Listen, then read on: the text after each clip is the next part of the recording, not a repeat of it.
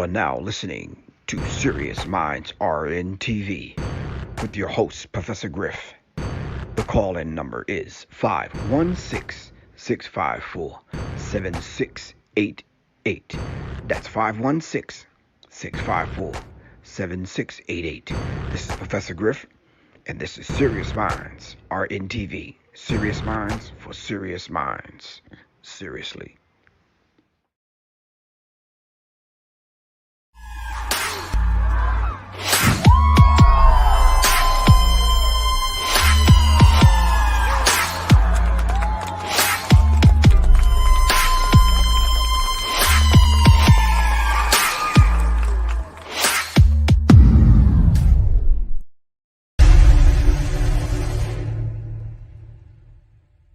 The Serious Minds Brain Tonic was created to sharpen the mind by protecting cells and increasing neurotransmitters associated with learning and memory. This is the Serious Minds Brain Tonic. The Resurrection Formula. This male reproductive tonic elixir is the resurrection you've been looking for. It is a stimulating sexual tonic with mild androgen-like effects that is nourishing to the reproductive system. You can order them at www.professorgriff.me and www.seriousmindsinstitute.com. Just call 678-557-2919. Your health is your wealth. Peace.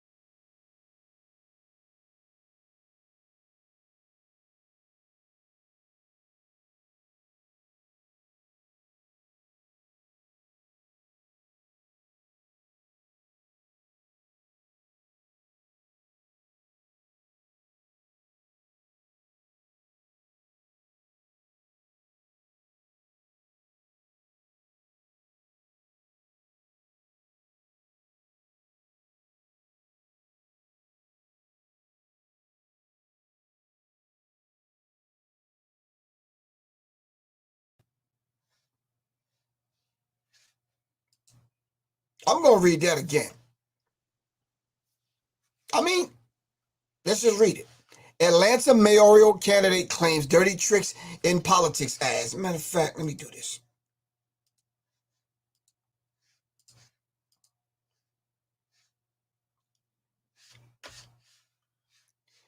Atlanta mayoral candidate claims dirty politics in ad allegedly darkened his skin. Okay, we got that. That may sound illogical, given that both contenders, are undisputably black candidates. The simmering dispute between Andre Dickens and Felicia Moore centers around Dickens claimed that a group of Moore supporters darkened photos of Dickens to make his skin color look darker. The association Dickens is concerned about. Now listen.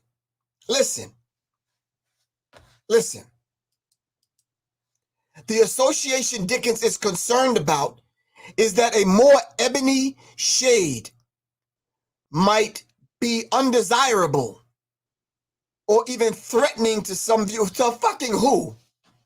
Undesirable to who?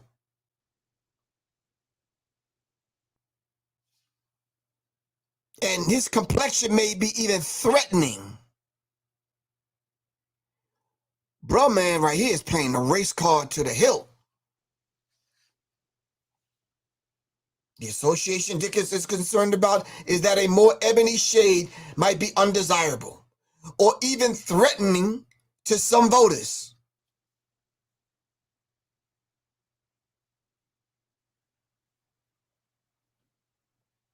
Threatening to whom? The vast majority of people that's voting for you, peace, Tiffany, what's good with you, queen? The vast majority of the people that are voting, if they vote for you, are black in Atlanta.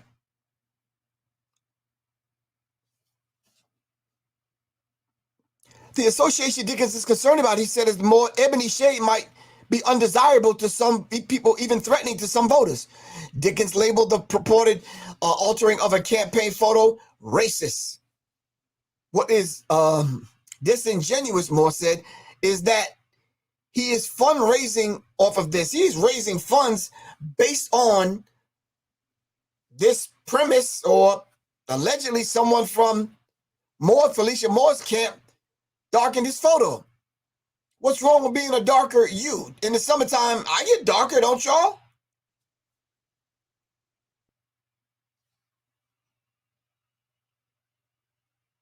You're right, Kevin Muhammad. What is wrong with his blackness?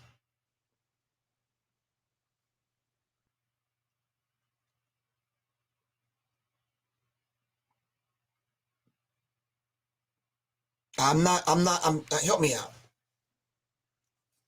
You're right, Ernst. Maybe he don't want to be black.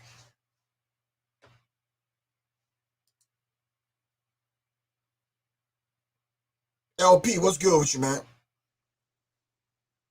Shout out to the Serious Minds family over here on YouTube. Of course on IG, of course on Facebook.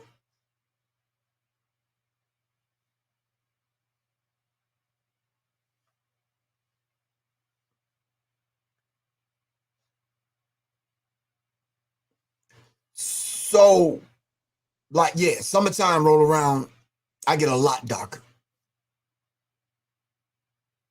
So I'm just trying to understand. You're campaigning and raising money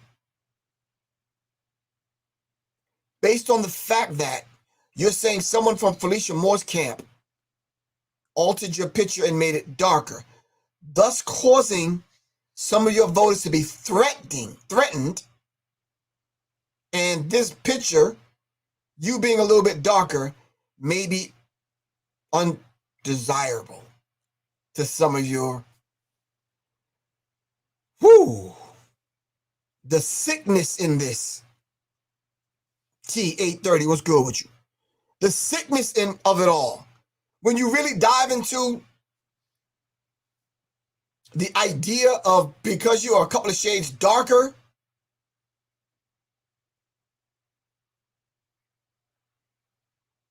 for more than 40 years, the black mayors in Atlanta for 40 years have been light-skinned.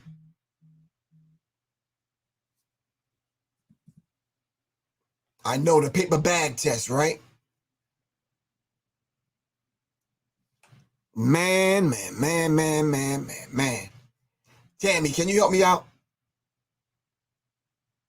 Because this is ridiculous. For 40 years, the mayors in Atlanta have been light-skinned. Maynard Jackson, Andrew Young, Bill Campbell, Shirley Franklin, all of them were light-skinned. I don't know what was going on. Maybe it was a cute light-skinned thing going on in Atlanta. I'm not sure.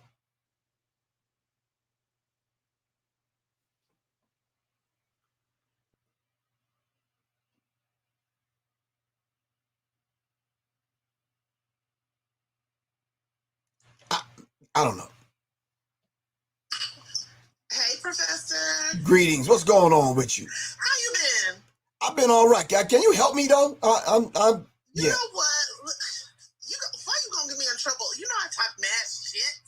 And so do I. So we good. It's always some shit. Look, I was gonna mind my business, do this client's trademark right quick, and then but this is the shit that I've been saying. See, I should have joined on the Tammy for Texas page, right? Because what a lot of people don't understand is, y'all, I met Professor Griff. I think I was running for Congress the first time I went live with you. Yeah. And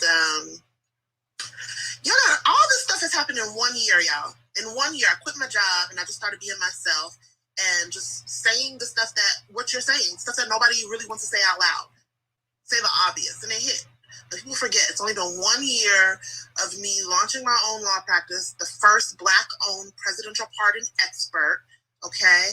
I'm the second Black person to ever work at the Office of the Pardon Attorney. Everything I do is to assist individuals with convictions and to eliminate the fact that Black people are 4 times less likely to get clemency than white people, right? Right. Now, this is the gag, right? And we're going to get to the paper bag situation. You see what I look like? She's chocolate. She's chocolates, okay? Mm-hmm. And yes, I got this personality, and I'm cute, and I felt like putting on a purple wig today. But guess what? Like I said on Roland Martin's show the other day, my credentials is longer than the CVS receipt. What you going to do? You got to bow down and respect this, okay? Because I have 12 years of U.S. Department of Justice skills and knowledge as a senior attorney. They have to listen. But when I ran for Congress here in Texas's District 6, right? You know, the first thing people started saying, and you can't just run for Congress. Right. Just run to be a politician. Just because you want to be a politician does not mean you can just be a politician. Let's just be clear. Because the way the system is set up, if any of y'all remember Scandal back when it was real good, like season 1 through 3, before stuff just got wild with Olivia Cook, okay? That's what it is in real life. Because I got a mysterious call in February that was like, run for Congress, and I was like, wait, what? Who? And it was one of them calls was like, you being voluntold, okay? So you have to. So then they kind of leave you out there. You have to get your own support. And what I noticed with that is it's not necessarily a light-skinned, dark-skinned situation intentionally, but inherently, the same way we talk about inherent bias with white people and us as Black people being oppressed, right? Mm-hmm. There's inherent bias within the Black community. There's inherent bias within the Democratic Party, where the majority of the individuals of the Democratic Party are Black individuals. So it's like everybody. This is the quote that I keep saying, right? And I don't think it'd be hitting right. But when I saw your topic, I said, let me go ahead and slide up in here. Everybody want to be Shirley Chisholm. Okay? Right. But don't nobody really want Shirley Chisholm. Exactly, right. Okay? Right. Because at the end of the day, if you look at my race, it's 23 motherfuckers that was on the ballot for Texas District 6. I had more credentials than all of them. Wow. Together. Okay? But the Democratic Party literally refused to say my name. And y'all know I was I was already on CNN, already on TV. Local media in the Texas Democratic Party refused to say my name. You guys, I launched a history-making law firm. Within a month of launching the firm, I'm on CNN in December, right? I'm covering stuff on, Court TV, law and crime, a whole bunch of stuff, okay? And by the time the election came around, special election, March and May, I'm covering the Chauvin trial. Oh, wow. One-on-one with Emmy Award-winning journalist Michael Ayala. But local media in the Texas Democratic Party refused to say my name. Now, why? Let me tell you why. I wasn't in their clique, but I'm also too chocolate. My edges don't lay flat on wet wood, okay? And the thing that I heard from other Black professionals, the first I heard was, "You're a candidate? There's already another black person in the race." Oh, wow. Literally. Nah. And you know what? Listen, the trauma that I've been through, because y'all, my whole life turned upside down in 1 year. Wow. It's only been a year, y'all. It's only been 1 year. If you Google my name, you see all the stuff I've done. Now, the other girl, no disrespect to her, but yeah, she's light-skinned. And, you know, Greek. And I went to a PWI, and I'm not Greek. Right. And she's chocolate AF. I have this when I'm on national TV. Okay? Right. You all see this, right? Right. But the gag is, all of this, and all of this chocolate, and this first generation Nigerian Americanness, okay? Mm. All of this, the white people didn't even care at the U.S. Department of Justice. All they cared about was, did they stretch my legal brain until it was going to burst? Is the work that I'm producing quality? Am I the best of the best? You don't become a senior attorney at a GS-15 with a top secret security clearance. Y'all see how big my forehead is now? That's a lot of information in there now. She's real smart. They didn't care about, you know, me being dark skinned. They didn't care about, you know, the fact that I don't code switch. A motherfucker ain't never code switched, all right? Right. And I was still the second black attorney to ever be hired at the Office of the Pardon Attorney. Okay? Like, I'm good at what I do. But with all of that, guess what? In politics, a whole me, not the Nigerians coming out, African, a whole me with all these credentials, right? Fresh out of DOJ, y'all, running for Congress, grassroots, right? No endorsements. And I'm gonna name drop right now because the people want a book. The people want a book, and I'm trying to save stuff for a book. But let me just go ahead and say it because I don't care. A whole me, right? 10 years in Washington, D.C. I know I'm affiliated. People know who I am. But people are looking like, who is she and why, how? Don't worry about how. I don't know how either. God is how. But the fact that, you know, I know people personally, like the creators of the Collective PAC, Stephanie and Quentin Brown James. The fact that I was at Quentin Brown James' graduation from his master's program. The fact that I used to be the legal redress chair for the DC branch of the NAACP. Okay? The fact that I used to be the community service chair for the Young Lawyers Division of the Washington Bar Association in Washington, D.C. Okay? The fact that, you know, when you're part of a black organization, you got to carry a whole bunch of stuff and tables and food and stuff on top of the work, right? I know Quentin and Stephanie. And you mean to tell me they didn't endorse me now? Guess who they endorsed? No. The other black girl. The light-skinned black girl. The black girl that code switches. The black girl that's a little, you know, she ain't gonna hit y'all with a purple wig. She ain't gonna hit you with a floral black backdrop, okay? She's gonna play that game and play the niceness. But playing that game, okay, that's what makes us not have no fucking change. Not being able to use your throat energy to call a motherfucker out. Right. And tell people that they so fake woke, they sleep, is why we don't see no change. Being a hashtag bandwagon jumping ass motherfucker is why we don't see no change. You raw. You misconceptions is why we don't see no change. You raw. Using the fact that Kamala Harris is black when she wants to be conveniently. Right. AKA when she wants to be conveniently. Right. When the woman is racially ambiguous, hair blown in the wind, how many times she got to put that thing behind her ear? Okay, we cannot tell, auntie. Is why we don't see no change. Right. Okay? Yeah. But whenever I talk, this is why I say, you know, I'm the Kanye West of Clemency. You know what I'm saying? That's why I say, you know, y'all don't want it. Because I'm going to keep doing it. Because people really need to hear this and they want to hear this information and hear the truth. Right. But y'all got to understand the struggle is real. Because y'all like it, right? Y'all want me on TV every other day. She stays booked and busy. But I also have to be strategic.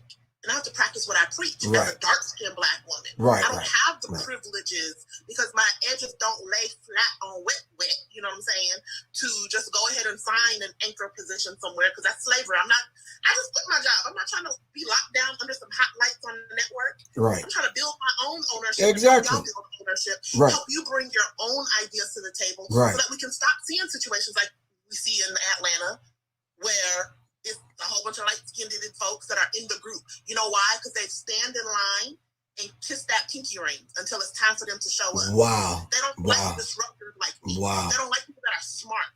They don't want me to teach y'all the game. They don't want me to tell you to look at the legislation, and legislation is where change needs to start. Right. They don't want me to tell you that defund the police is stupid as fuck when it's the unions, okay? The unions that Democrats love so much are the ones that are putting these police killing us back on the police force. How the fuck do I know? Because I'm a former employment attorney for the United States Department of Justice Federal Bureau. Right. They ain't want to hear it, though. I'm talking too much. I'm sorry. That was a little bit of a range. I'm saying I did too much. All right. Chocolate. I really appreciate you. And you stay as chocolate as you are, sis, for real.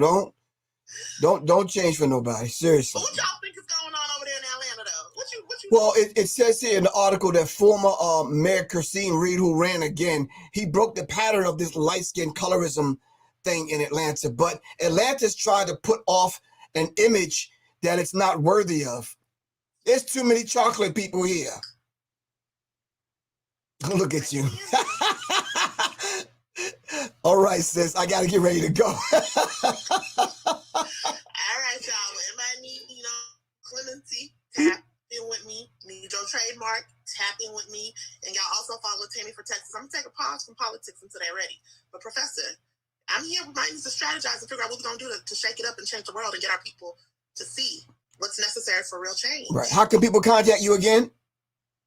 You can contact me at Attorney Tammy Allison. That's the Instagram handle, or at Pardon Attorney. All right. I really appreciate you, sis, as always. All right. All right. All right. Bye. Peace. Thank you. Peace. All right, that was Attorney Tammy. I saw her come on, so I had to bring her on. She has some serious energy, some serious information. And hey, look, the sister knows what she's talking about, and she right. She chocolate, so yeah, they don't want that vibration up in there. Not a smart chocolate woman like her. Nah, damn, it's critical. All right. So now they say former Mayor Christine Reed broke the pattern, if you can call it a pattern, of light-skinned people being the mayor in Atlanta. So this gentleman decides to accuse a black woman or a black woman's staff for playing the race card with darkening his picture. Wow. As though there's something wrong with being a shade darker. Yeah, I know. I'm trying to understand. I'm trying to understand it. Yeah, no. It's crazy to say that, but because I'm a shade darker, it's going to turn some of my voters off and some of my supporters off.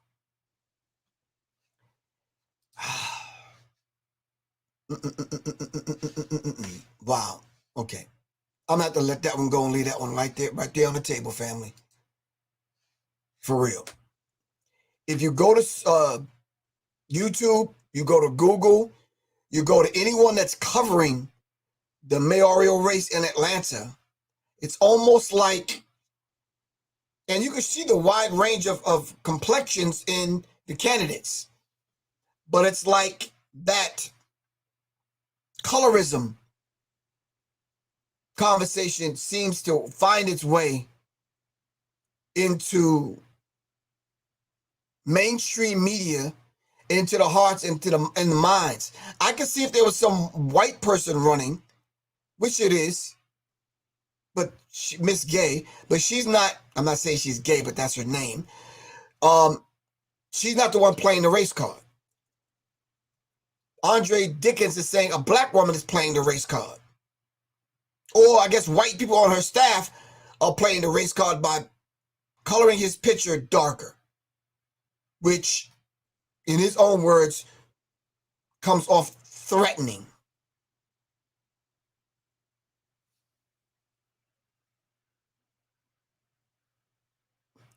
Conversations with D. What's up, D?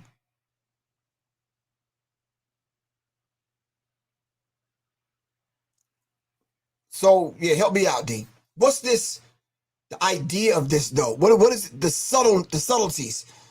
What is it saying? All right. D, you got a request to be on. But what is it saying though? Is because Kasim Reed is a chocolate brother.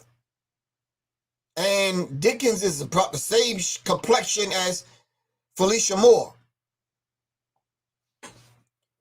Whoo! I don't see it. D, I don't see it on here.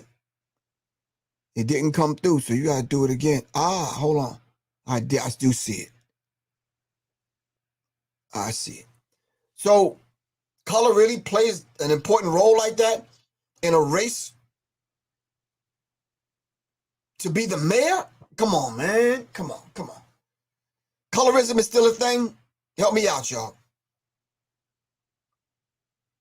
One more time, D. Colorism is still a thing.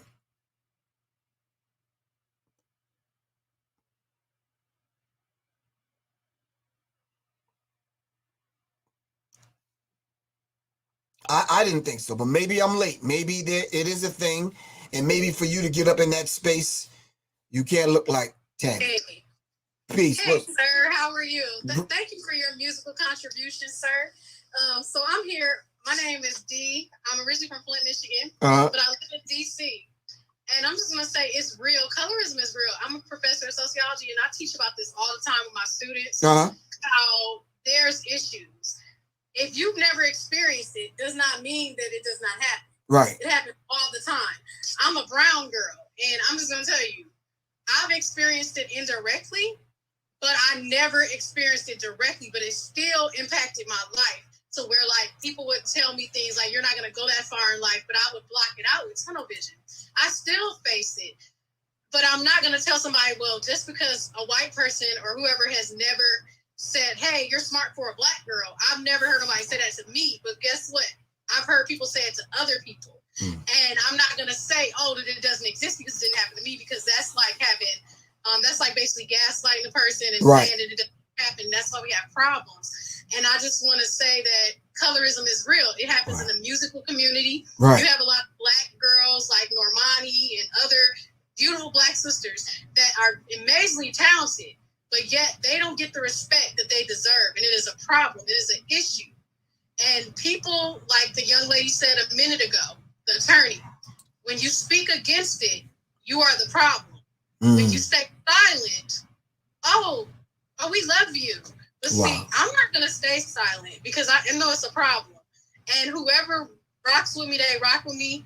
But I know that the right people will rock with me. And, you know, that's what it is. And so I teach my students that there's good, bad, and ugly in all groups of people. But you don't, just because somebody hates you, you don't hate them. You try to be the better person. That don't make you turn the blind eye to the foolishness. And I'm glad you tapped me in, because during last week when the gentleman got, well, he basically, how can I say, he got off, right? I got the cops called on me at a restaurant, and these two black sisters stood by me and waited. They said, ma'am, they called the cops on you. And I said, really? Because I requested a refund because you were racist and I called you out for it. And you're the second person I told about, actually the third. And I wrote a statement, and I'm gonna go further with it. And then today, I was racially profiled at a CVS down the street in Northwest DC. I was about to say, where do you live at that this is happening to you? So this was all in Northwest DC, about maybe 30 minutes, like maybe 25 minutes away from the Obamas. It's in a predominantly white area, but still, it happens. And people will say, oh, you're in DC, it never happens. I said, yes, it does. DC's supposed to be the chocolate city. Yeah, it's not chocolate city no more, sir. It's not.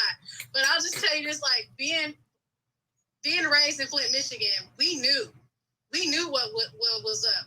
We had the KKK in Howell, Michigan. The whole water situation, that was an eye-opener for people. Right. But I knew for many years, for decades, my granny used to tell me, that stuff is real. Yeah. It's real. But I really appreciate you coming on, sis, and sharing that with us. Thank you. I celebrate you on my platform because I celebrate people. So. Oh, give thanks. Really appreciate that. Yep. All right. God bless you. All right. Take care of yourself. Thank you. All right. Stay black. All right. Bye. Take care. Y'all are educating me tonight because I never even, I didn't, well, not to say I didn't, but the whole idea of colorism, I thought that was like for example, the vax and the poke thing. Some people still falling for that? Help me. I'm like, I heard it on the news. I'm like, a new variant. I'm like, people still, I'm confused. I didn't know that people still kind of like did the color thing. All right, help me out, family. I'm just struggling with this right now because I don't operate in those circles or in that world. You understand what I'm saying? If somebody's not checking for me, I don't give them my energy. All right, I'm good with it. You understand what I'm saying? I think if you've ever seen my arms, legs, and my chest, you would say, damn, he about 9 different colors, man. So I don't understand that dynamic, that colorism even exists, especially the way it's presented in this mayoral race in Atlanta. One person, black person, accusing the other black person of darkening their picture. And the subtlety in it is because you darken my picture and I'm a shade darker, it's going to threaten some people. My picture is going to threaten some people. Wow. Quan, what am I doing wrong in my life?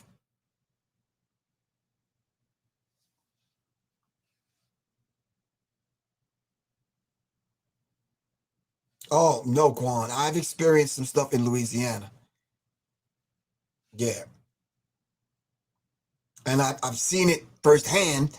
And I just thought maybe it was, this was some time ago. I said, maybe it's an old Louisiana thing, the color. But wow, it's real.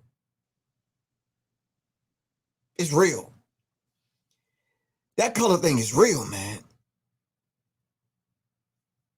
So I take it that even in the family, the black family, and even in black families, the darker you are, the more threatening you are, the worse you get treated.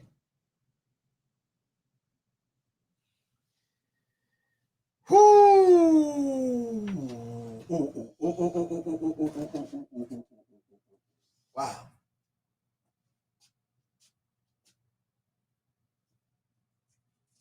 Once upon a time, everything was black.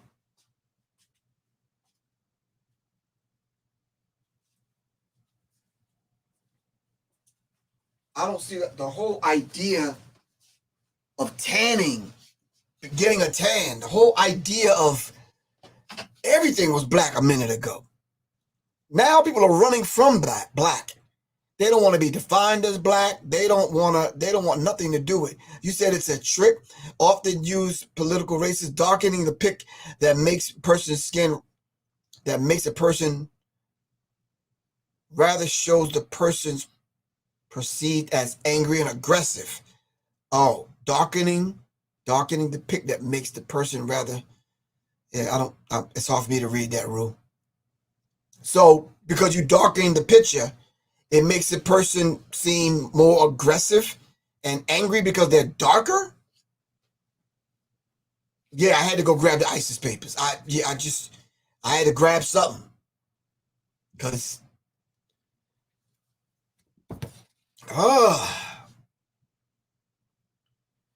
the concept and the color of God and black mental health. All of the angels were white. I mean, if you came up in Christianity like I did, your God was white. Your angels were white. Until you grew into a higher and deeper understanding of the concept of the Christ, the concept and the reality of Jesus, then yeah, you were catching it, man. Everything was white. The sad part about that, if the Son of God, S-O-N of God, was white, and the devil is black, then the subtle implications on a subconscious level would make a young person believe that the lighter you are, the more nearer to God you are, the more angelic you are, the more right you are, and sit tight, light-skinned people, the more fair or fair-skinned, more fair you are. Yeah, no. We have to unravel that psychological BS because it's traumatizing young black people, young black men and women. It says black fear and the failure of black analytical ideological commitment. Those who show up and you committed to becoming the mayor and you still playing a race card against your own people, now you talk about a dirty damn trick.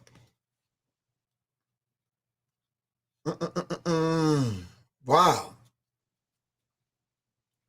Hold on to your seatbelts. Chapter 9 of the ISIS papers. The motherfucker and the original motherfucker. June of 1976. We talking about chapter 9. We talking about a doctor wrote this. That back in the day when I was growing up, when you wanted to Joan, I guess that's what y'all say in the South, Joan on somebody, we call it snapping, cracking on somebody, whatever. Playing the dozens, whatever it is. When you wanted to insult someone, you called them out their name, but you put black in front of it. And they still do it today. I still hear some people on the internet. You black so-and-so, mother so-and-so and so-and-so. You black ass, blah, blah, blah, blah, blah, blah, blah, blah.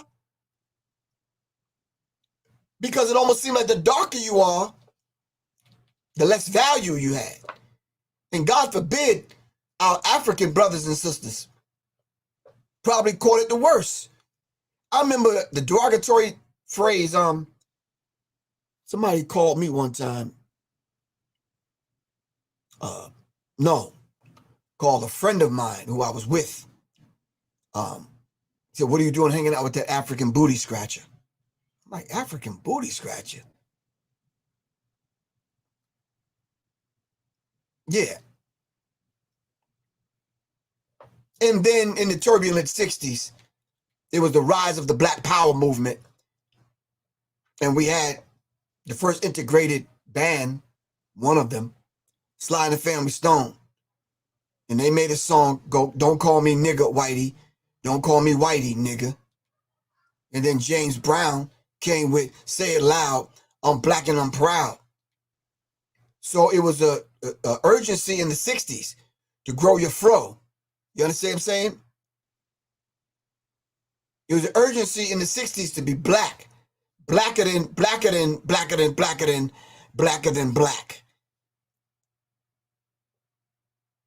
And that was a result of black being put down so much. It's like, nah. We're responding to it. So, but here we are now, with our hair dyed, fried, and combed to the side, looking cute. All right? Not like the chocolate Tammy that come on here every now and then, but almost like these two dark-skinned candidates that I see in front of me. And one saying you darkened the picture and I look more angry and aggressive and uninviting and, yeah, non-angelic. Come on. So can I ask a question and get a real answer? Help me out, Quan. If black was not attractive, why during the peak in the history of racist America, during the peak of hatred for black, why were there 600,000 mixed children born? Is that wholesale rape of black women? Or was the slave master's children creeping?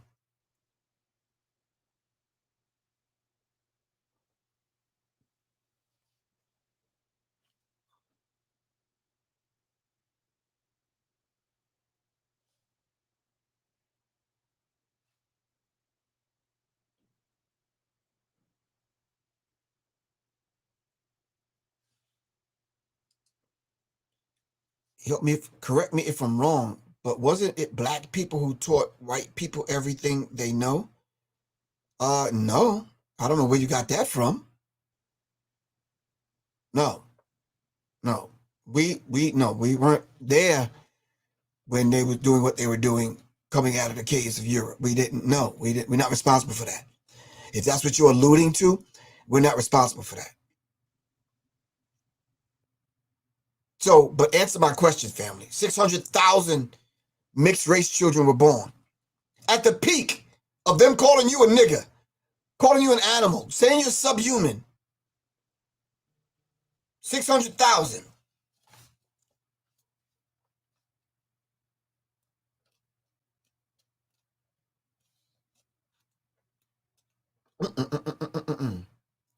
The politics behind black male passivity, effeminization, bisexuality, and homosexuality.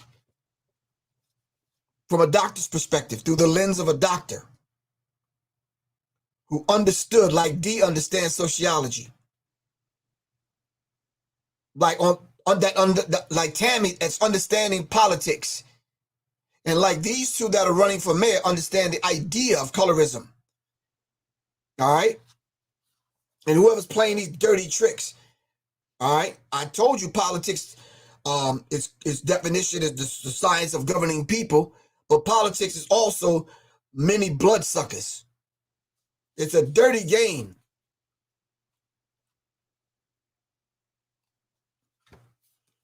All right? I'm not going to dive any much deeper into this, but we have to go to the ancestors sometimes to get some of the answers. All right? Because this is the same thing they went through. And here we are now having the same conversation.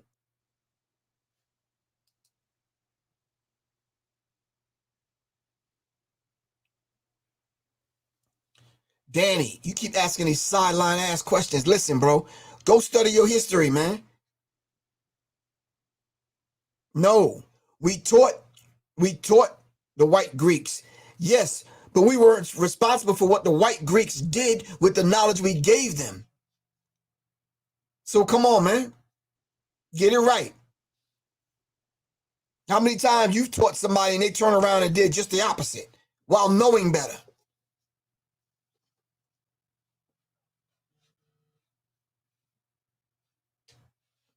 What is Atlanta going to look like in a minute, family?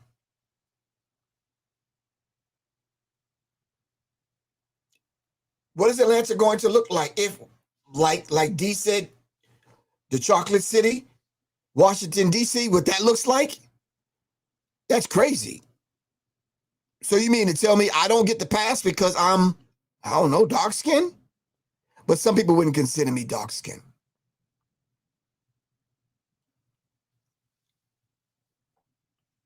I'm not fighting to get into the club. If the way I look, you don't want me in the club, then that's cool. I'm good. I'm not coming to your club. I'll just create and make my own club.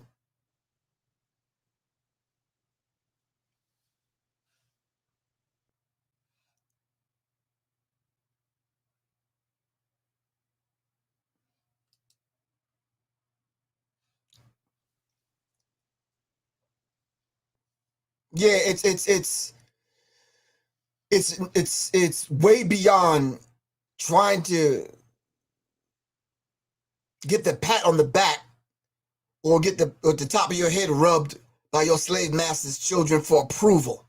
And this is what a lot of, sometimes a lot of these Negroes do this. They want the approval of the slave master's children. So you can't appear to be too black, whatever that means.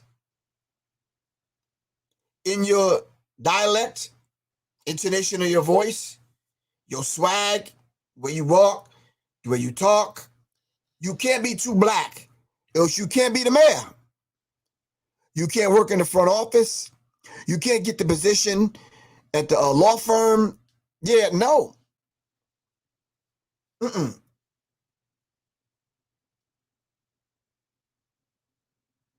Nah.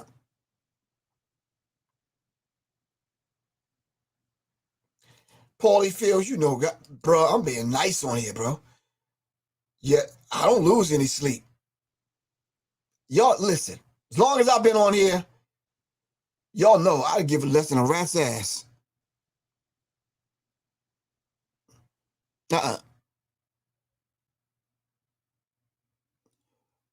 Yeah. But Professor Griff is I'm just a whole different story, because people used to just say I'm mean. I'm mean because I'm straightforward. I'm not mean. I'll put it in a nice way, but I mean what I say, and I say what the fuck I mean. I'm not gonna be disrespectful, but yeah, nah. You know, yeah, no. So I think we should remind people, be you. My daddy was a jet black man. Native American kind of brother with slick, wavy hair. My mom was a beautiful, chunky, big booty country girl from West Virginia. They had 13 children. I'm number 12. 12. You understand what I'm saying? To a degree, on a spiritual level, yeah, I chose them. They're my parents. All right? That's the doorway I came through. I'm here. For these people that's playing this race card and this sickness with this colorism thing is mind-numbing. All the hell that black people catch. Yeah, you're right. Devastating for you. Miles Davis black. Yeah. Yeah, I'm talking about a shade darker than James Brown black.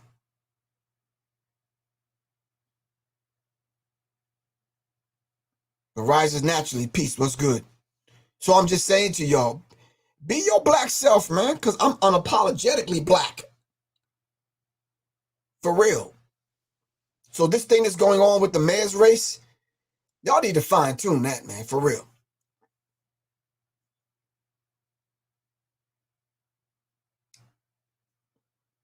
You know the sad part about all of this?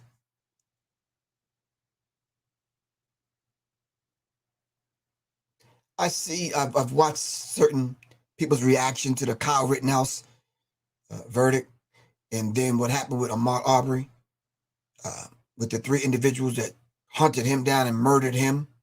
And I'm listening to people's actions. You know something?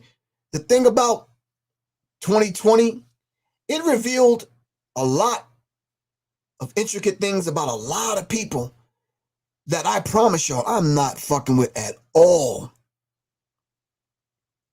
So if we were cool and you don't hear from my ass, don't try to contact me. I'm not fucking with it. I see what you're saying and what you're doing. And you know something? I don't want no part of it. It revealed a lot about a lot of people, man. You know, some people, I just sat back and like, wow, so that's what you really think? Like, these 3 dudes tried to play the race card? Not the race card, but the self-defense card? Wow.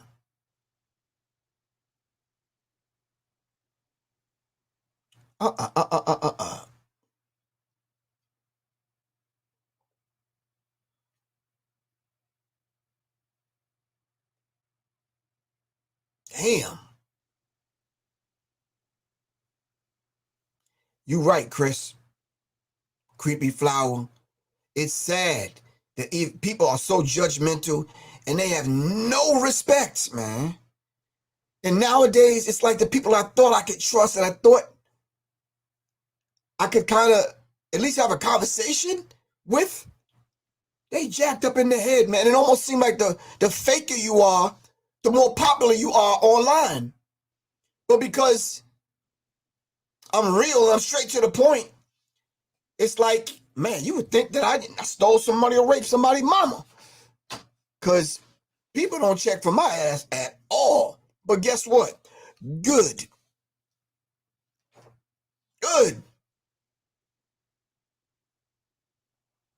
Yeah, that's good. That's real good. That saves me the trouble of having to tell your ass how I really feel about your ass. All right, so now that it's come up and you revealed who you really are, that saves me the trouble of having to tell you. Because I wanted to pull you aside a minute ago and say, look, straight up, for real, let me talk to you for a second. In my ATL voice, straight up, my nigga. Goddamn, folks, you on some fuck shit, my nigga. For real, folks. Straight on up, my nigga. And shawty on that bullshit right there.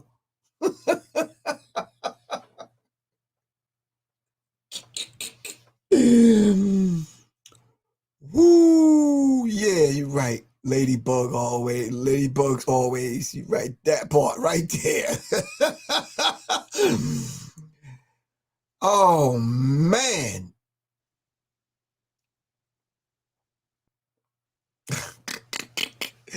But anyway, y'all be your beautiful black self, man, for real. We all gonna get judged in the end anyhow, but not by these idiots. They looking through a distorted lens.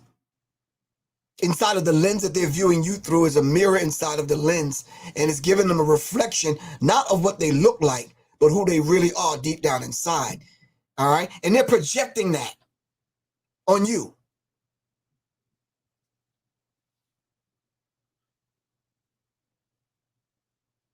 Sun Goddess 888, you're absolutely right. Thank you. Miss Shelley, greetings. I'm just saying to y'all, come on, man. Come on. One last thing before I get out of here.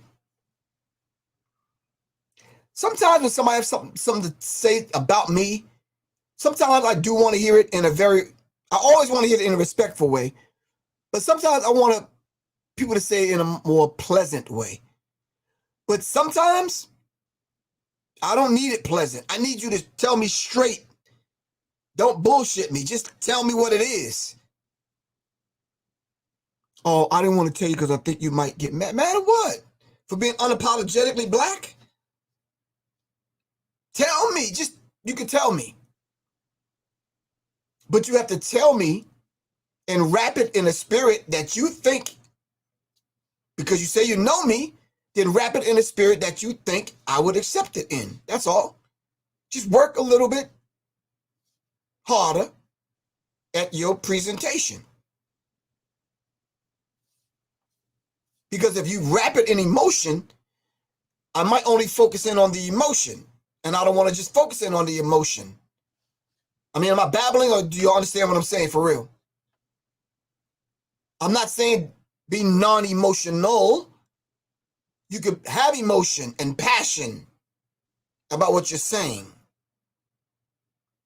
But wrap it in a spirit that you're not breaking me down and chopping me down and you're coming at me like you want to destroy me. Because I'm only going to put my guard up and ain't nothing getting through.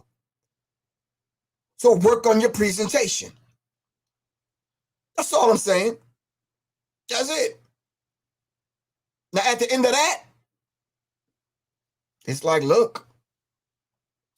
You say, look, I tried to tell him, but it's like maybe he didn't need to hear it that way. You understand what I'm saying? But if I threw a couple of motherfuckers in there, maybe then that's where he's at, vibrating on that level. Maybe he might understand that. If I throw a couple of fuck niggas in there, bitch ass niggas, and I'm talking that way, then maybe that's where he's at in order to raise his vibrational pitch, all right, where you need him to be to even get the deeper essence of what you're trying to express to him. So I try to wrap it in the envelope of respect. You understand what I'm saying? Once he knows that, still love you, bro, but I'm just letting you know, yada, yada, yada, whoop, whoop, whoop.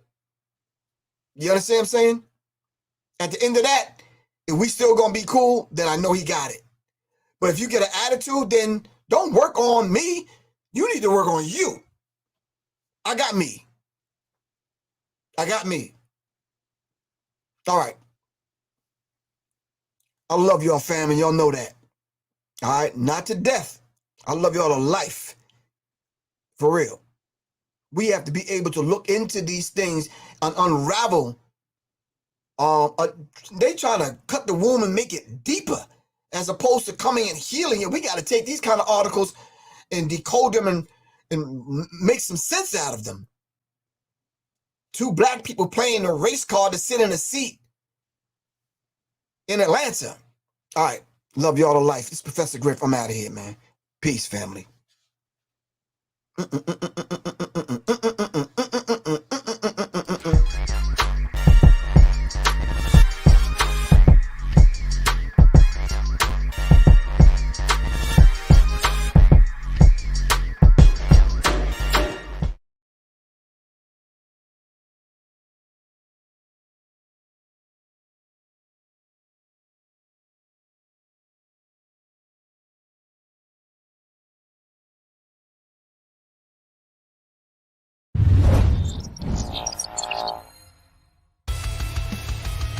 Welcome to Tricknology, where we focus in on safety, training, education, and legal protection. This is Professor Griff, NRA, USCCA certified instructor. Classes are being held twice a month.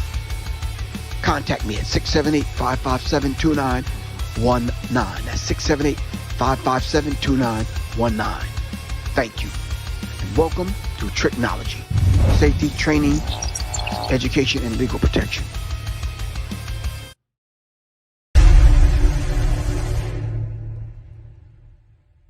The Serious Minds Brain Tonic was created to sharpen the mind by protecting cells and increasing neurotransmitters associated with learning and memory. This is the Serious Minds Brain Tonic. The Resurrection Formula. This male reproductive tonic elixir is the resurrection you've been looking for. It is a stimulating sexual tonic with mild androgen-like effects that is nourishing to the reproductive system. You can order them at www.professorgriff.me and www.seriousmindsinstitute.com. Just call 678-557-2919. Your health is your wealth. Peace.